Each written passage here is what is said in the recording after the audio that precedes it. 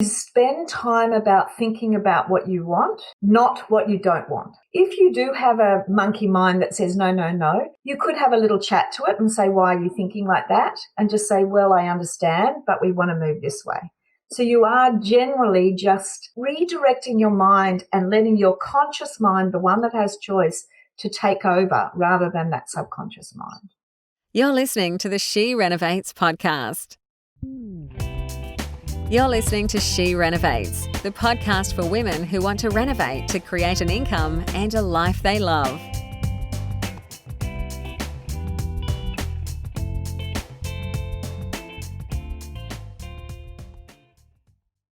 Hello everyone. It's obviously Bernadette back with another episode of She Renovates. And so today we have a very interesting topic and I have two guests with me. So I have James Bergen, who is the School of Renovating's marketing genius, and I have one of our Wonder Women, Amali de Vos. Have I pronounced that correctly, Amali? You have. It's Amali de Vos. That's right. Okay, beautiful. And the topic today is serendipity, and in particular in renovating. So how this came about was James and I have been working on the class project together, spending a lot of time in the car, and we were talking about how things have happened quite serendipitously. And then James said, it's a thing in business, do you know? To which I said, no, I didn't.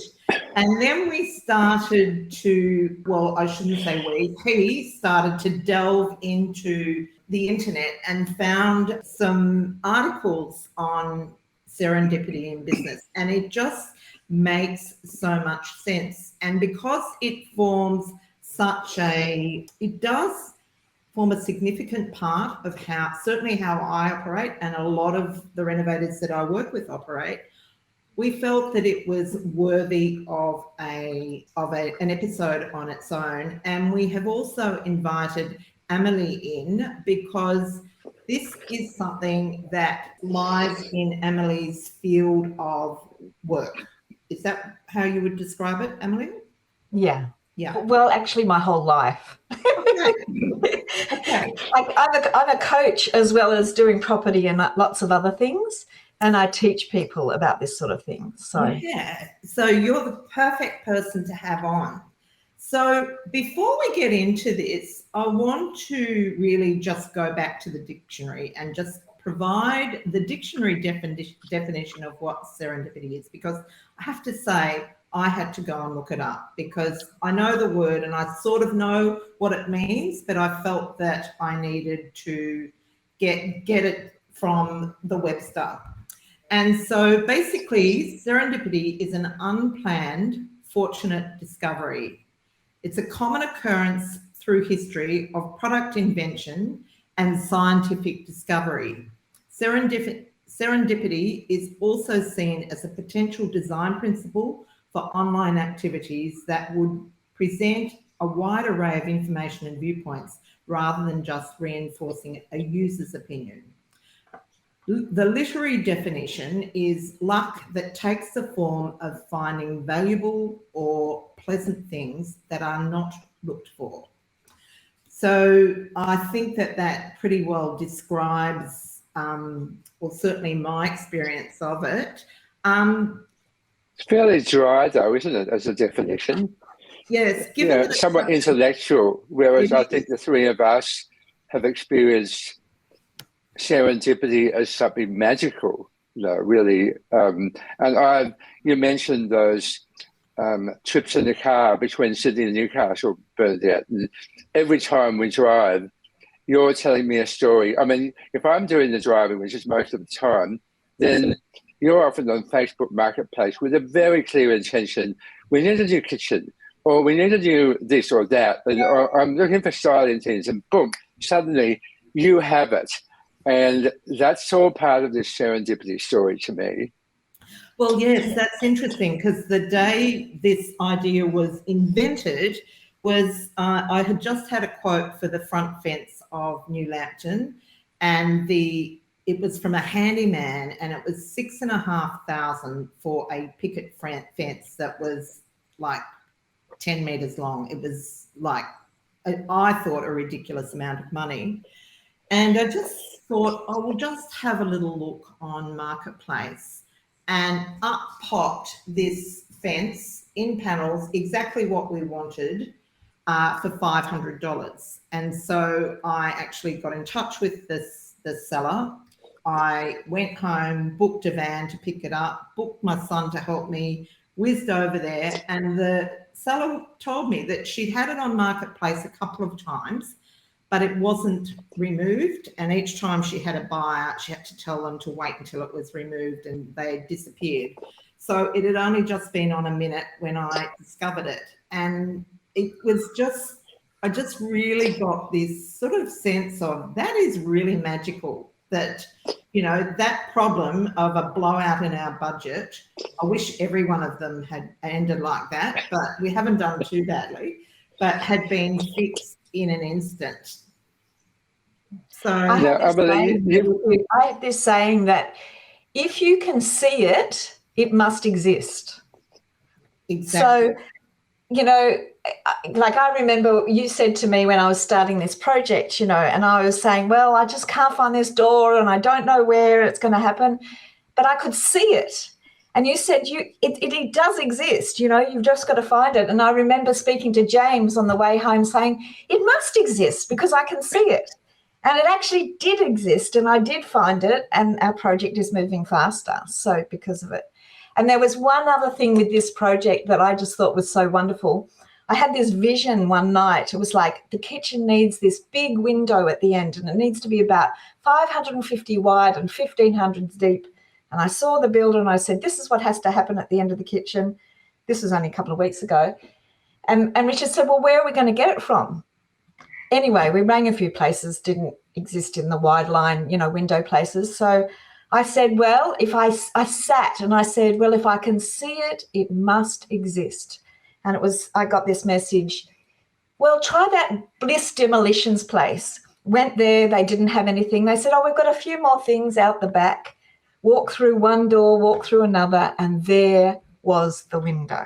550 wide, 1,500 deep, ready to go for $150. Yeah, it's just amazing. It's just it is magical, and it's fun. I think it's the thing that makes renovation even more fun. Exactly. You know? Yeah. I think that there are ways of increasing those experiences and increasing the incidence of serendipity in your life and also in your renovating. And do you know about the reticular activating system, Amali? Oh, I know about that. Well, you tell us about it, James. Okay, so reticular activating system is, or RAS for short, is a filtering mechanism. So right now, until I mention the seat under your bum, you didn't notice it. But now that I've mentioned it, you notice it immediately. Thank goodness we have a filtering system. Otherwise, we would be in sensory overload the entire time. Now, what we can do is we can directionalize and get our RAS in tune with what we want. And the typical example is when you get a new car, or your family got a new car, and suddenly they're everywhere on the road. And quite possibly, I know, Bernadette, you've got Tesla on your radar. So I bet you're noticing the Tesla logo more often than not. That is your RAS, which you have tuned. So in terms of what we're talking about here, and there's serendipity, you know, we're putting out an intention. We have a vision. We want something to happen, and so we're really telling our RAS that, you know, to sort of notice things. It's our noticing method system. Now I have a more, because the three of us tend to be a little woo-woo, and I hope I have permission to be woo-woo in this conversation, Bernadette. I think there is a dimension of our lives. We call it what you like, our spiritual teammates, our angels, or our inner self. Whatever it is, we can get those dimensions to help us to find things. Like Amali, you mentioned before, there must be a window, and then you find exactly that window because Bernadette mentioned it exists. So I think there's a lot that we can do to activate our ability to be present and involved and engaged in this making it happen. I think the other thing to really bear in mind is that you've got that part and you need to bring all of your mind along with it, because there can be this little voice inside your head that says, oh, no, it doesn't. And you need to actually acknowledge it and say, yeah, well, that might be your belief, but just bring yourself back to that conscious focus about what you want, because the mind can be very questioning and saying it doesn't exist or whatever. But you can just move your focus to where you want it to be, and that's a really important step, because your conscious mind is only a small part of your mind. Your subconscious mind is much smaller. You've got to keep your focus on what you want and be gentle to that subconscious mind, but say, no, we're going this way, So you're using your mind, you're directing it. You're being centered, I guess. How do you think you can kind of enhance or build that muscle of, supporting your subconscious mind? You can do that by being with your conscious mind and setting conscious intentions. So really what you need to do is spend time about thinking about what you want, not what you don't want. So if you spend more time about thinking about what you want and putting your attention in there and aligning it and sitting and breathing with it and breathing through it, if you do have a monkey mind that says, no, no, no, you could have a little chat to it and say, why are you thinking like that? And just say, well, I understand, but we want to move this way. So you are generally just redirecting your mind and letting your conscious mind, the one that has choice, to take over rather than that subconscious mind. So breathing is really good, and I'm sure you've used other things as well, and also meditation is always really positive, but being in nature is another way to do it. You can just stop and go out into nature and just become present in the moment, really. I love the nature dimension. I really have, with a mutual colleague and friend of ours, Amali, I have learned so much about the power of nature and connecting with nature. And so from my desk, I can literally look at this moment out and see the trees, and there is, a beauty and strength in that. And I've been discovering it my morning walks in nature, and even just noticing the birds, like when the birds fly past you. In a sense, I mean, one of my, I guess, metaphysical perspectives is that we're always in the right place at the right time.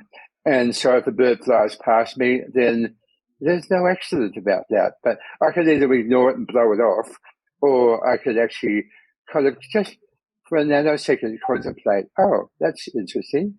So I think all of those things kind of build our ability to be in a flow and have serendipity happen.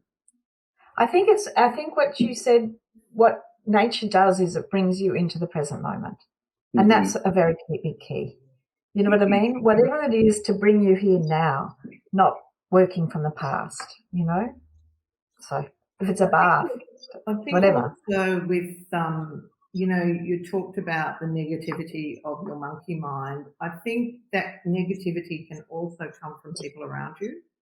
So, if you've got someone who's a negative Nelly,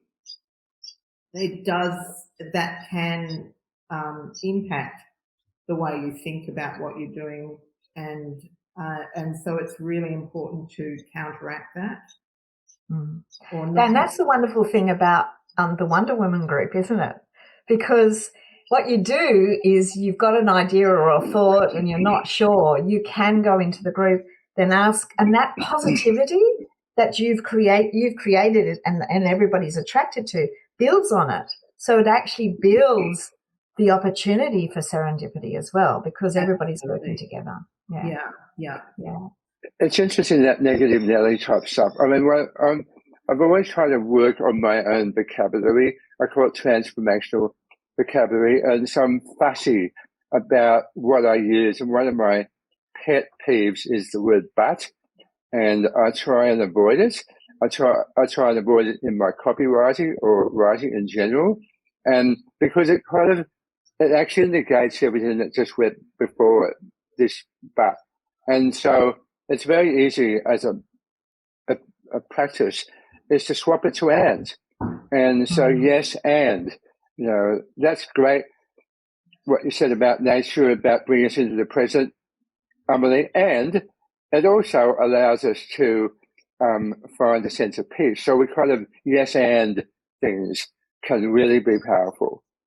Can I actually share a story based on that sort of concept? Yeah. Is that so?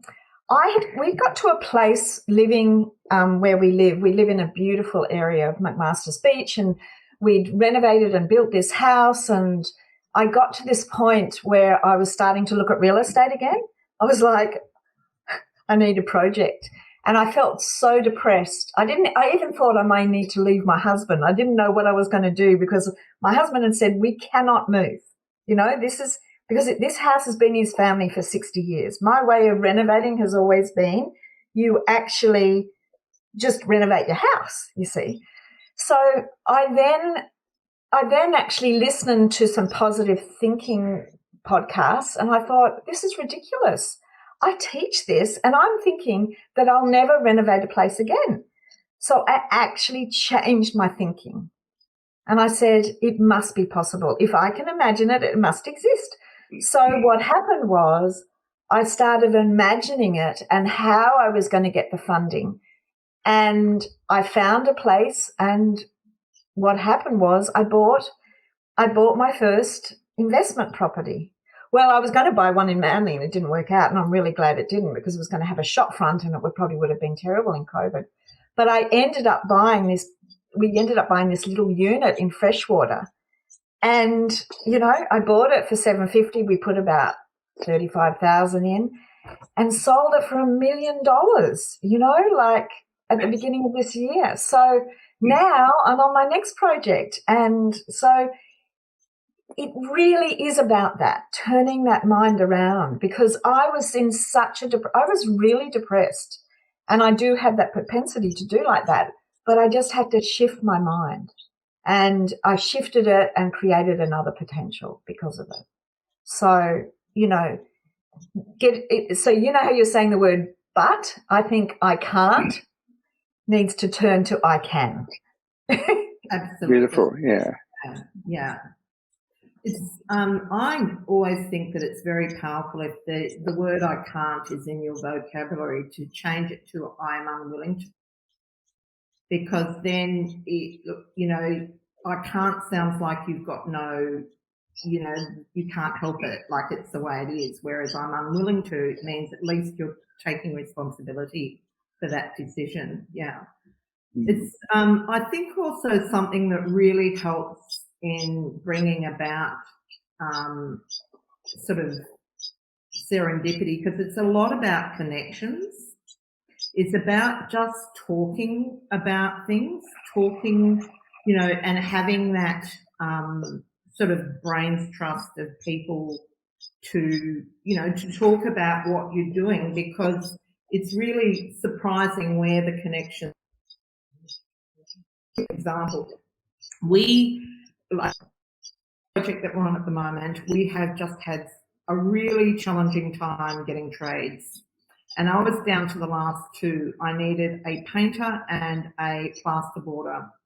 And it was just absolutely hopeless. I couldn't even get them to come and quote. So I had one painter eventually give me a quote, and he quoted $18,000, and we were providing the paint to paint a 3-bedroom home inside and out. And I was thinking that I had $13,000 budgeted, and so it was a long way over that. And I could accept that I'd need to pay a bit more because of the way things are, but not that much. And so, and everyone I talked to, like I spoke to Stephen and he said, oh, you know, that seems about the mark. And I said, well, I just haven't got that in the budget, so it's not happening. And then we were talking, we have a project meeting with our family, which is really an excuse for the rest of my family to have a boozer and for me to try and keep them keep them on track because we're doing a family project. But this night I was talking about the fact that I was having so much trouble getting trades. And I also mentioned that Cherie, who's also in the project, she and David had gone up to do some work and that they stayed in this accommodation that they thought was going to be really terrible, but it was because it was all they could get. It was only $70 a night, but it turned out to be really amazing because it was a new venue, it was brand new. And anyhow, so we're coming along with this conversation, and then, you know, someone said to me, Mum, why don't you get trades from Sydney? And I said I could do that, but they all say it's not worth bringing their teams up and blah, blah, blah. And then it wasn't me, but someone else said, well, if there's that great accommodation, why don't you offer to pay their accommodation, to provide accommodation? You could book it there for $70 a night. And I thought, oh my gosh, why did I not think of that? And so, like, I was up until about 3 o'clock in the morning sending out all these emails. And by the following morning, I had an inbox full of people interested in the job. And as it's turned out, my painter, whom I got from that ad, has turned out to be an absolute blessing. And it's a blessing for us, but it's also a blessing for him. And he's a qualified painter. He's very thorough in what he does. He's on a day rate, and I will save at least $10,000 by engaging him. And he's living up there. He's loving having his accommodation paid for, and it's just an absolute win-win. So it's just about making those connections and just talking through the problem. And yeah, you just never know where the answer's going to come from, do you? Isn't that what you call the sleepover strategy there? Oh, yes, we do. We call it, so we have a few different strategies for getting tradies when you're in tough spots. And yes, we've named that one the sleepover strategy. Yeah. Yeah. It's interesting because it is really hard, isn't it? like, we couldn't find a tiler. We put it on High Pages. We weren't getting any response at all. And in the end, I put it on. I said, well, if I can imagine it, it must exist. And sure enough, as soon as I said that and I just sat with it, within an hour, I had somebody phone. Wow. Yeah. And he turned up, lovely young guy from Woy Woy, our job's on the Central Coast. And I said, are you free? He said, yeah, I'm free for the rest of I'm not booked up. I'm thinking, why? You know, he's got rave reviews, like 100 rave reviews on High Pages. Lovely guy. It'll be interesting to see. It's a very simple job. Yeah. But, you know, anyway, not too expensive. But I've got a big problem with painters. I'm interested in your painter. Okay, well, I might, Sharon. Because we've had such expensive quotes. We're actually doing it ourselves. Oh, you know? no, you don't want to do it. Yeah, it's got to that point. We just think we don't have the budget for it. So. Okay, well, after this, we should talk because when he's finished, I know that he doesn't have work until the new year. And so that, isn't that serendipitous? Exactly. There you go.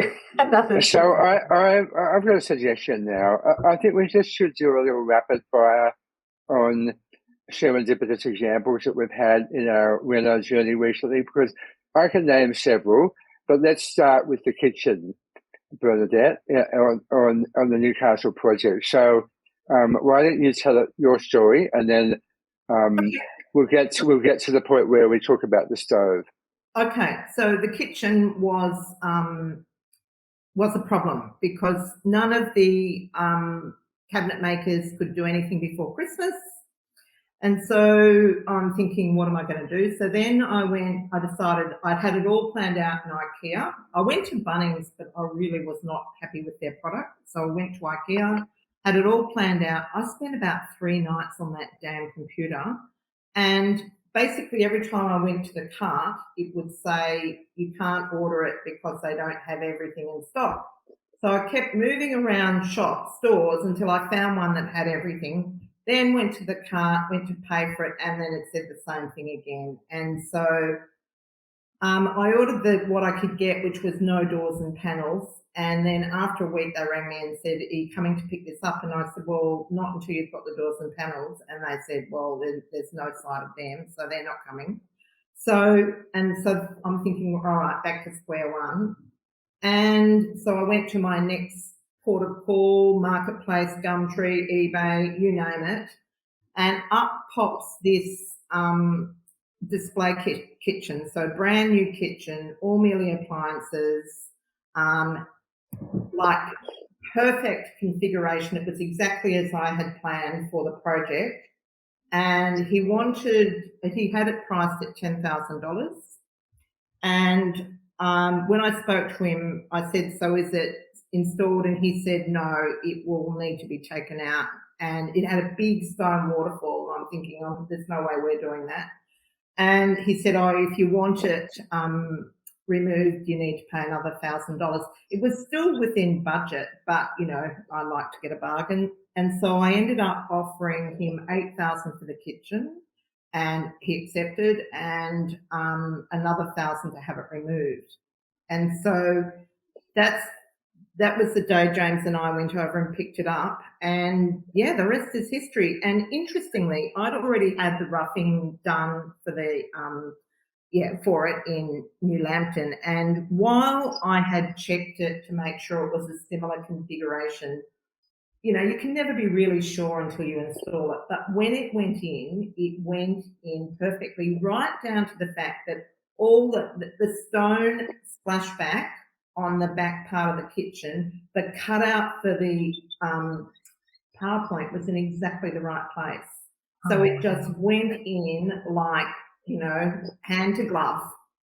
So that was amazing. The only problem was that it had a gas Miele stove, and we wanted a electric one, an induction one. So, and this is a $4,000 or more gas, brand new stove. So one suggestion was we get bottled gas on and have it plugged in. That wasn't really an option. And so then next thing, we need to find an induction cooktop Miele. We priced it. Bernadette and I went to Harvey Norman and priced it, back up the $4,000 price. Anyway, in the end, Cherie, who's also in the class project, found it on Marketplace, 4 months old, and 1,500, and we fitted it last Saturday, and it fits exactly in the space. It's just perfect. So amazing. I think, we're only given 2 examples, but really, if I stand back and look, that's what I'm learning, because I feel like, even though I've renovated in the past, I feel like I'm a novice, and I'm learning for the masters here. And so I'm learning one step another, like really vision is so important, intention, and being grounded and keeping going. I mean, Bernadette, you're such an extraordinary example of not stopping and continuing to keep the project moving. And I think that also that momentum keeps this serendipity naturally unfolding for us, because there's a sort of an intention behind it. And being part of I'm privileged to be a Wonder Bloke as part of the Wonder Women group. And I think that's part of the power of the group too, is there's so much camaraderie and support and energy. Yeah, it's amazing what can happen. Yeah. I wouldn't wish this project on anyone, because I have to say, no, seriously, it is the most challenging one I've ever done. But I think from an educational point of view, it's been really good, because it's even pushed me out of my comfort zone. And I feel like I'm pretty tough, but, so while it hasn't gone to plan, I think as it's achieved its outcome, and that was for it to be a good learning experience. And yeah, and I'm sure you all know now what to do when you can't find a tradesman. Yes. But you can use it, serendipity, to buy houses as well, can't you? Absolutely. Absolutely.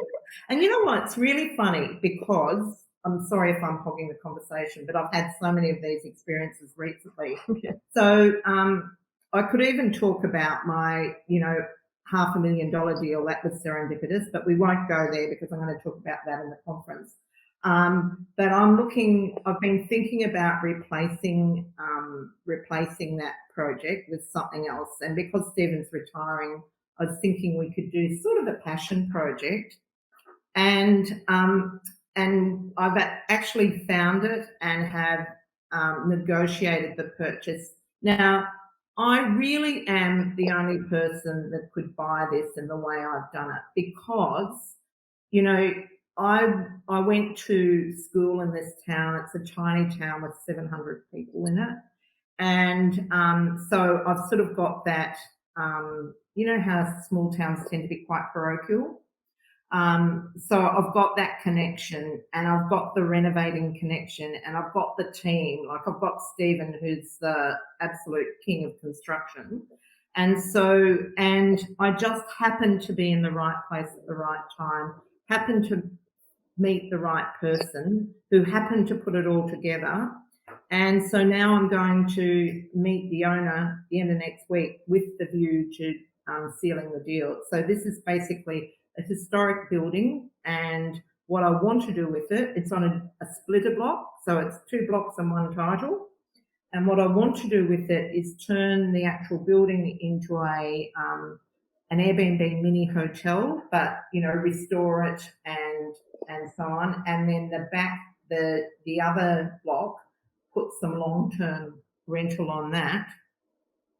And it's a project that I've sort of had in the back of my mind for a long time, not particularly this building, but just the whole idea. Stephen and I watch, we'd love to do one of those projects. Well, here it is. So, yeah, so my next deal just turned up in my lap without even having to look for it. Because you probably had the vision to, it has been in your awareness for a long time. I think that's, when people do vision boards, well, I guess that's what we're going to be doing. But it's like you have the vision, then it will manifest at some stage in some way. Absolutely, yeah. And even just writing down, we talk about. Oh, yeah, so important. It is. And it's something like you increase your chances of success by something like 70%. It's massive. So many people who I've worked with in coaching, they've had issues, and I say, but you've written it down? No. So then you just coach them through to write it down. My sister years ago was looking for a place. She was in a rental place. I said, just write down what you want.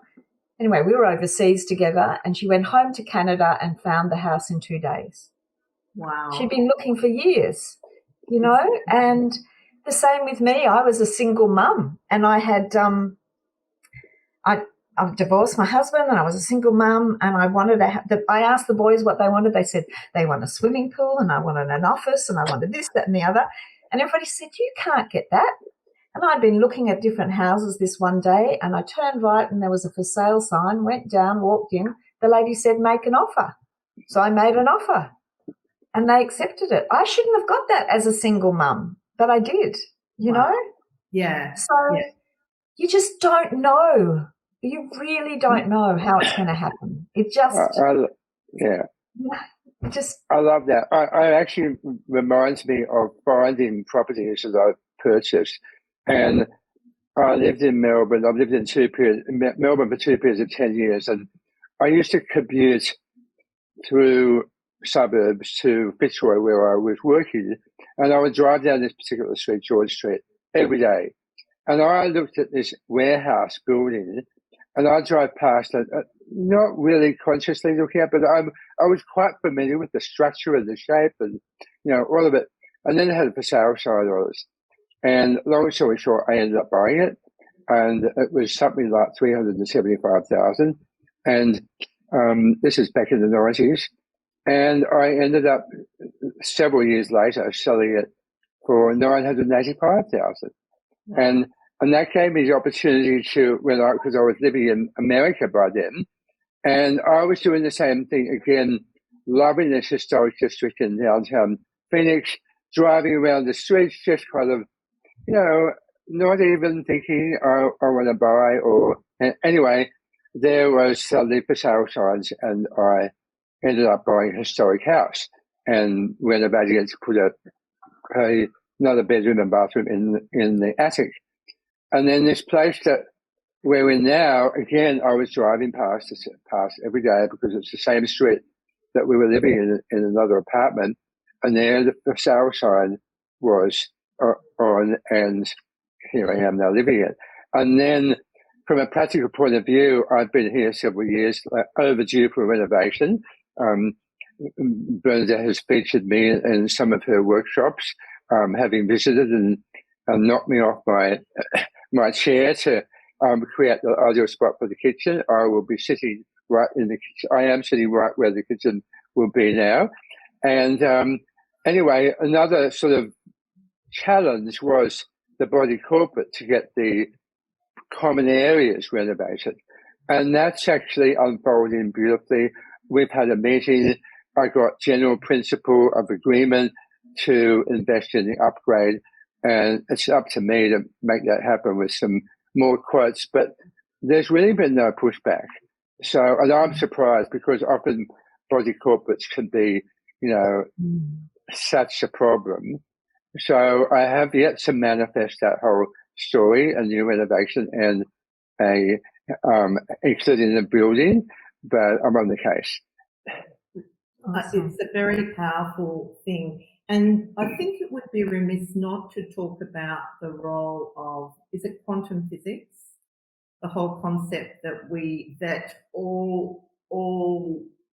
everything is connected and may not be visibly connected, but it is, what's the word? It's connected. Energetically. Everything's interconnected. Yeah.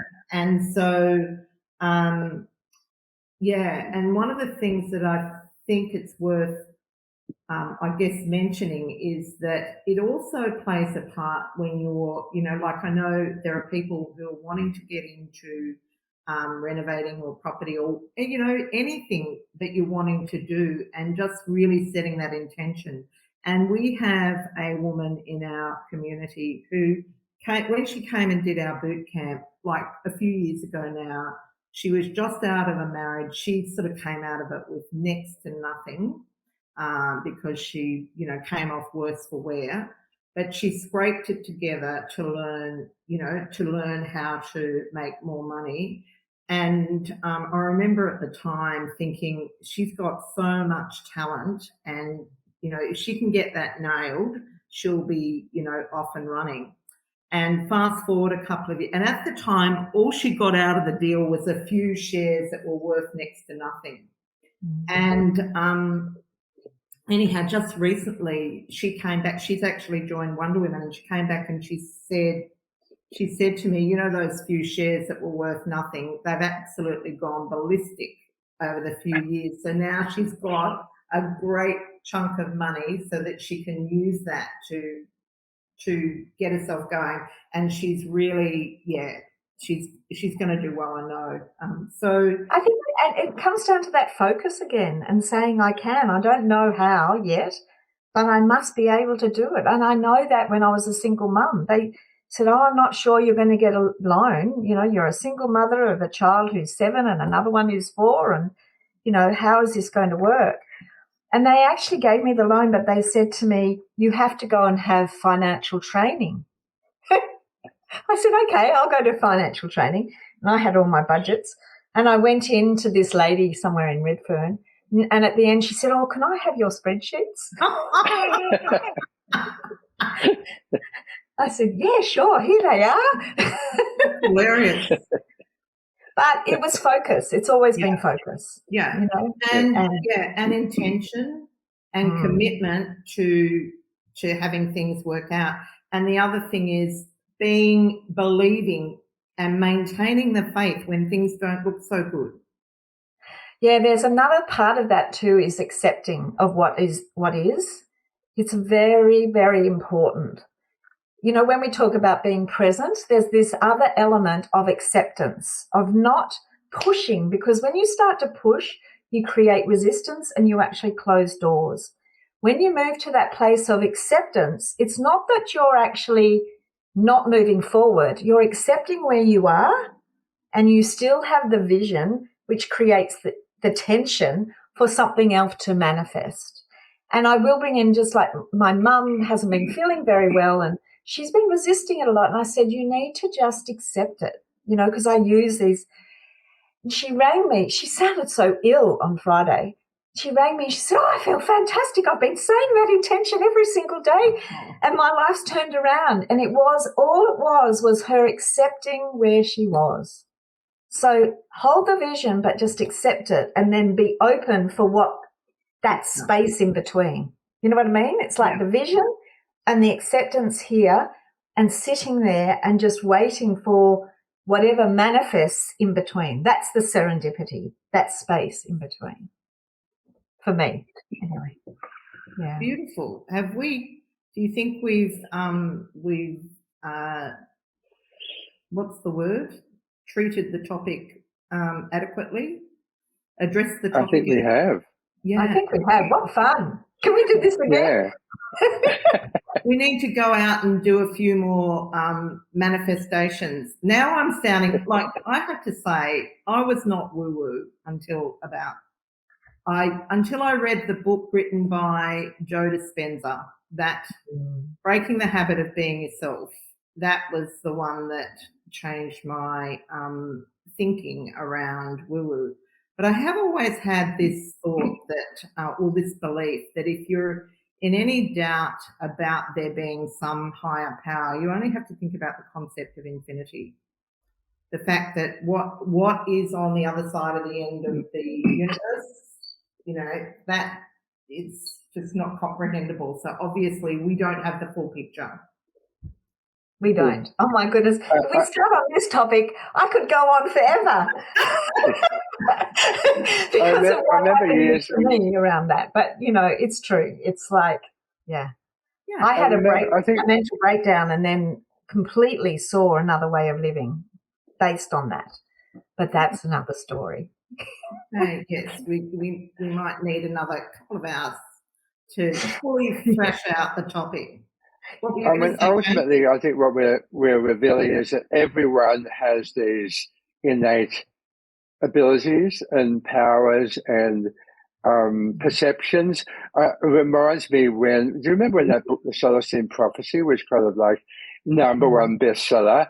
Well, I was living in America at the time, and I was on a plane going somewhere. I flew a lot back there, and I would say 2/3 of the flight were all reading the book at the same time. It was that, like, The Celestine Prophecy.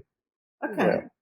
It's got some wonderful concepts in it that I love to teach people, because it's about really owning your power, and it's got awesome. So anyway, as I said, I could go on. Well, we were very pleased that you to be continued, Bernadette. Absolutely. Yeah. Yes. So this is She Renovates Woo-Woo. Or yes, it could be She Renovates Woo-Woo, or she renovates with awareness. Yes. That or awakening renovations, or anyway, we could go on. Making renovations happen. Yes. Exactly. And that's what really, you know, it was interesting when I was reading, I'm going to shut up in a minute, but when I was reading about serendipity, it talked about, and I thought that this was a really interesting concept, creatively dissatisfied. And I thought that is a very powerful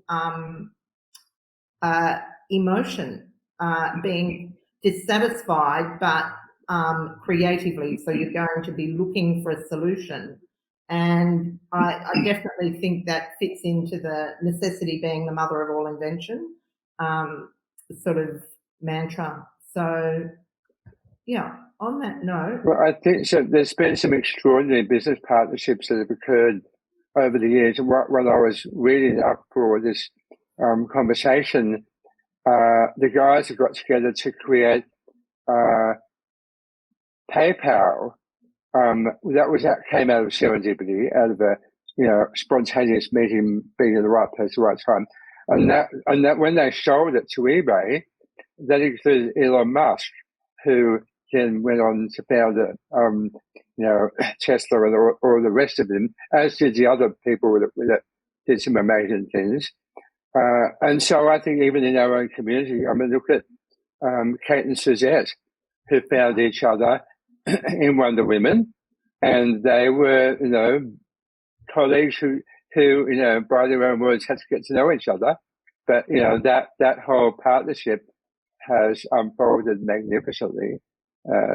And so I think partnerships are part of the story. Exactly. Yeah.